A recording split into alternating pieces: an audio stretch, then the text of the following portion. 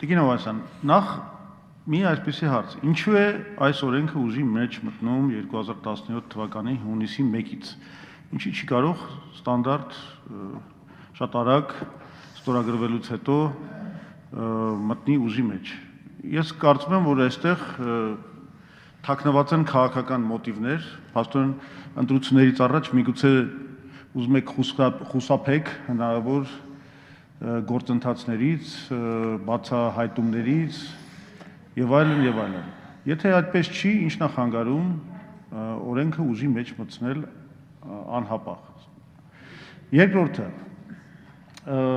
մենք այնուամենայնիվ ուզում ենք մի բան հասկանանք, օրինակ ժամանակին, երբ որ կոնգրեսը ներկայացրեց Տարոն Մարգարյանի եկամուտների եւ գույքի անհավապատասխանության խնդիրը, որ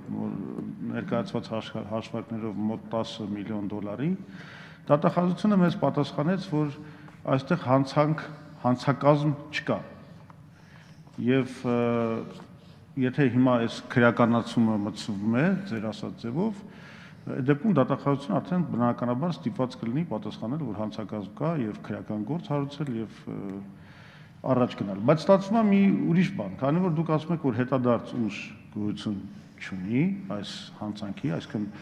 այո, սա համարվում է հանցանք, բայց կոնկրետ անձի կողմից այդ հանցանքը կատարվել է այն ժամանակ, երբ որ սա որպես հանցանք սահմանված չի եղել եւ բնականաբար ըստ սահմանության չի կարող գործել։ Այդ մենք հասկանում ենք։ Բայց միևնույն ժամանակ կարծում ենք, որ կարելի է հետադարձ ազդեցության ուրիշ մեխանիզմներ գտնել։ Օրինակի համար, ինչու չէր կարելի նախատեսել, չգիտեմ, միգուցե քրդատում որևէ փոփոխություն, որը նման դեպքում, երբ որ հաստատվում է, որ այդ հանցանքը կատարվել է այն ժամանակ, երբ որ որպես հանցանք սահմանված չի եղել, այդ ժամանակ օրինակ դա հիմք է կամ առիթ է դատախազի համար անմիջապես հարուցել գործ, քննել այլ չարաշահումների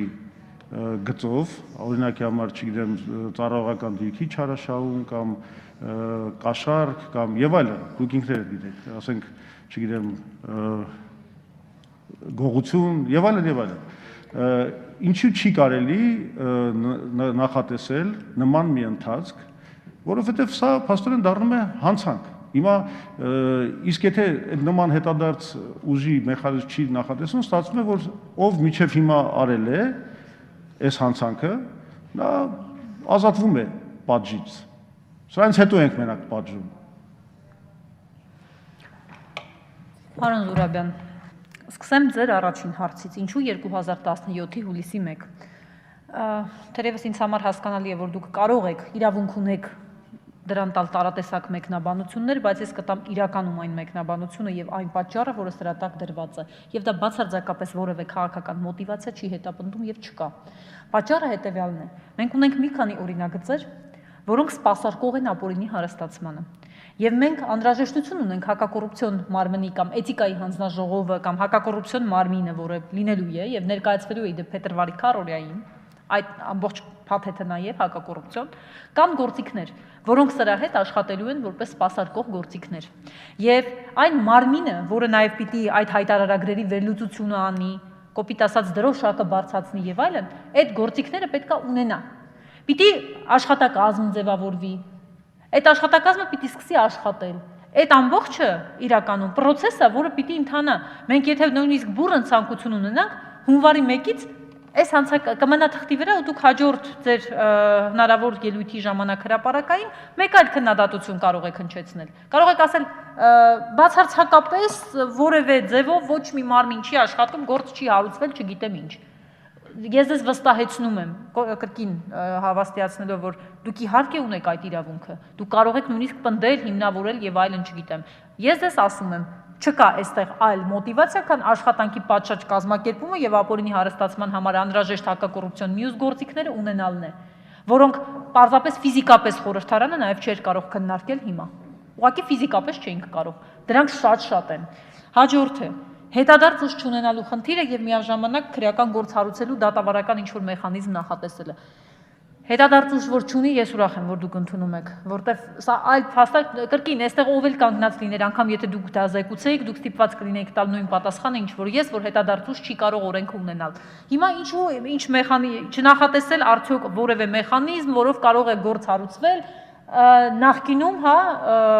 այլ հանցագործությունների։ Իսկ ինչի համար դա նախատեսենք հիմա էլ կարող են անել։ Սա բացարձակապես որևէ ես քիչ առաջ պարոն Զուրաբյան պատասխանեցի ձեր գործընկերոջ Արամ Մանուկյանի հարցին, որը ըստ էության բովանդակությամբ նմանատիպ էր։ Խնդիրը հետևյալն է. այս հանցակազմը նախատեսում է քրեական պատասխանատվություն եւ հետադարձ ուժ չի տրվում միայն, որ դուք ասում եք քրեական գործ հարուցվի, մենակ 310.1-ով չի հարուցվելու։ 306-ով, 307-ով, 311-ով, այսինքն պաշտոնական դիրքի չարաշահում լիազորությունները անցնել, կաշառք ստանալ, բոլոր հոդվածներով անխտիր, կարող են գործեր հարուցվել։ Սա ընդհանրապես խոսում է այն մասին, բացառապես խոսում է այն մասին, որ եթե քրեականացվեց, դրանից առաջ եղածի համար, վիճակ հանցակազմի համար, ապօրինի հարստացման համար գործ չի հարուցվի այս հատկանիշով, այս հանցագործությամբ, մենակ այս հոդվածով, մյուս բոլորով կարող է հարուցվել, բոլորով անխտիր։ Ես թերևս պատասխանեցի, սպառեցի ձեր հարցերը։ Պարոն Զուրաբյան, արձագանքի կարիք կա։ Լևոն Զուրաբյան։ Չէ, խոսքը նրա մասին է, որ օրինակ դատախազը չկարողանա պատասխանել այնպես, ոնց որ 13 թվին մեզ պատասխանեց, ասաց հանցակազմ չկա եւ վերջ։ Մենք այլևս այդտեղ չենք մտնելու, ոչ մի բան չենք ուսումնասիրելու։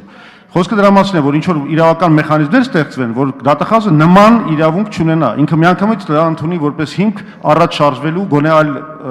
բաներով, այլ հոդվածներով քննելու գործը։ Իսկ երկրորդը, որ ասում եք դեռ գործիքները պատրաստ չեն, կներեք, բա ինչու եք, սա ուրեմն կիսատ օրենք եք բերել։ Բերել եք օրենքի մի մասը, որը առանձին չի կարող գործեի այլ գործիքներից անջատ։ Իմաստը դա ուրեմն կներեք, մենք այս հարցը բարձրացրել ենք շատ վաղուց, դուք էլ արդեն Հովիկ Աբրահամյանի այդ վարչապետության օրոք համաձայնվեցիք այդ քրեականացման այդ բանը